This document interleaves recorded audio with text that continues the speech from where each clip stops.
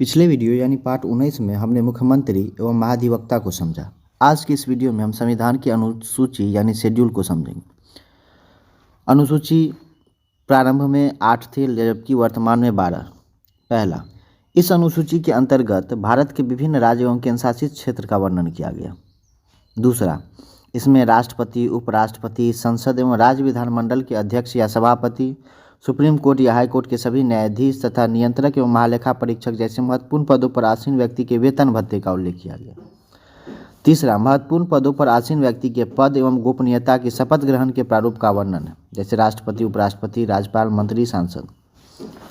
चौथा, भारत के विभिन्न राज्यों एवं केंद्रशासित क्षेत्रों से राज्यसभा में सीटों की संख्या के बंटवारों के बारे में वर्णन किया गया।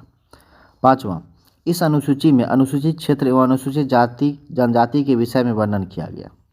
छठा, इसमें असम, मेघालय, त्रिपुरा, मिजोरम जैसे राज्यों के जनजातीय क्षेत्र के प्रशासन के बारे में वर्णन किया गया।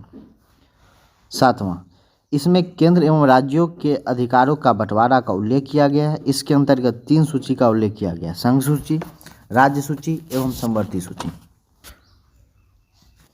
संघ सूची जो प्रारंभ में 97 विषय थे उसमें वर्तमान में 99 विषय। राज्य सूची जिसे प्रारंभ में 66 विषय थे अब 61 विषय। समवर्ती सूची जिसे प्रारंभ में 47 विषय थे अब 52 विषय।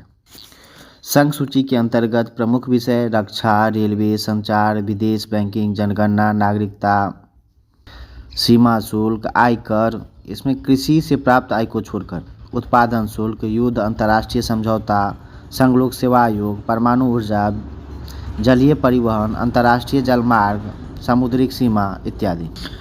राज्य सूची के अंतर्गत पुलिस, जेल प्रशासन, सड़क, पुल, स्थानीय स्वशासन, कृषि, बिक्री कर, अस्पताल, स्वास्थ्य, पुस्तकालय, सिनेमा, खेलकूद, मनोरंजन, कब्रिस्तान इत्यादि। समवर्ती सूची के अंतर्गत शिक्षा, जंगल, जनसंख्या नियंत्रण, विवाह, तलाक, जन्म मृत्यु का पंजीकरण, महंगाई, व्यापार, मापतौल एवं बिजली इत्यादि। अनुसूची 8, इस अनुसूची में मान्यता प्राप्त भाषा का वर्णन किया गया है। प्रारंभ में 14 भाषा को मान्यता दिया गया था, लेकिन वर्तमान में मान्यता प्राप्त भाषा की संख्या 22 है, जो इस प्रकार है: असमिया, बंगला, गुजराती, हिंदी, कन्नड़, कश्मीरी, मलयालम, मराठी, उड़िया, पंजाबी, संस्कृत, तेलुगु, सिंधी, तमिल, उर्दू, नेपाली, मणिपुरी, कोंकणी, मैथिली, संथाली, बोडो, डोगरी। अनुच्छेद 343 के अनुसार केंद्र की राज्य भाषा हिंदी एवं लिपि देवनागरी होगी तथा केंद्र के शासन के कार्यों में अंग के रूप में उसका अंतर्राष्ट्रीय रूप मान्य होगा। अनुच्छेद 344 के अनुसार राष्ट्रपति प्रत्येक 10 वर्षों पर एक राजभाषा आयोग का गठन करेंगे।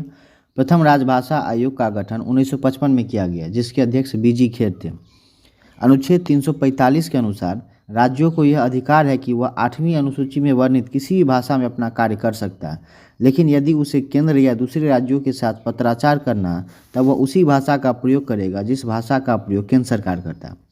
अनुच्छेद 348 के अनुसार सुप्रीम कोर्ट एवं हाई कोर्ट का कार्य अंग्रेजी भाषा में होगा, लेकिन राज्यपाल चाहे तो राष्ट्रपति की अनुमति से हाई कोर्ट को क्षेत्रीय भाषा में कार्य करने की अनुमति दे सकते हैं। अनुसूची 9, इस अनुसूची में वैसे विषय को रखा जाता है जिस पर आमतौर पर न्यायपालिका हस्तक्षेप नहीं कर सकती। अनुसूची 10, इसके अंतर्गत दल बदल कानून को रखा गया। अनुसूची 11, इसके अंतर्गत पंचायती राज व्यवस्था को रखा गया। अनुसूची 12, इसके अंतर्गत शहरी निकाय व्यवस्था को शामिल किया गया। धन्यवाद।